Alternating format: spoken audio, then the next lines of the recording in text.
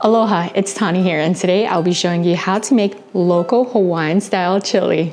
This isn't your typical mainland chili.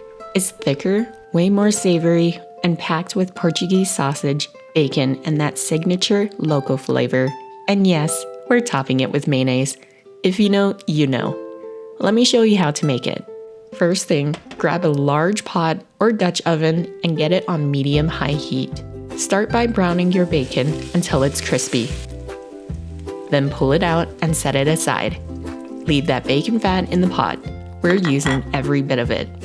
Now add your diced Portuguese sausage, let it brown for a couple minutes, then pull it out and set it aside with the bacon. Season your ground beef with about a tablespoon and a half of chili powder and some salt and pepper.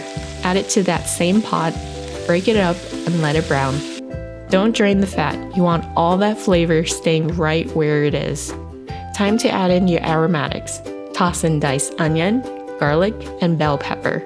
If you want a little spice, add Hawaiian chili pepper, or you can substitute with Thai chili. Stir everything together and let it cook for about 3 to 5 minutes until the onion softens and everything smells amazing. Now we're adding everything back in, the bacon, the sausage, all of it. If you're using red hot dogs instead of Portuguese sausage, slice them up and throw them in.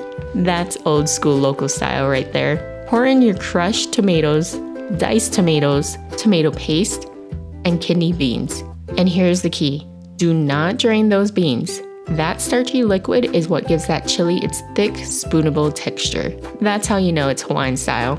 Add your beef broth, the rest of your chili powder, cumin, Worcestershire sauce, and a little brown sugar if you want. Stir it all together until everything's combined. Bring this up to a boil, then drop it down to a simmer.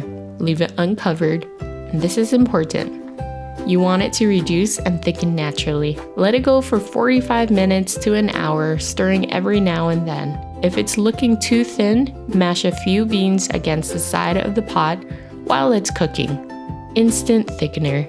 You can also add a little tomato paste if you need it. Scoop some hot rice into a bowl, ladle that thick chili right on top, put a big dollop of mayonnaise right on there, add shredded cheddar cheese, then garnish with chopped green onions on top of the mayo. I know it sounds weird if you didn't grow up with it, but trust me, mayo on chili is a Hawaii thing, and once you try it, you're not going back to that sour cream. Serve and enjoy this local Hawaiian style chili. It's thick, hearty, and pure comfort food. Make it for your ohana and watch it disappear.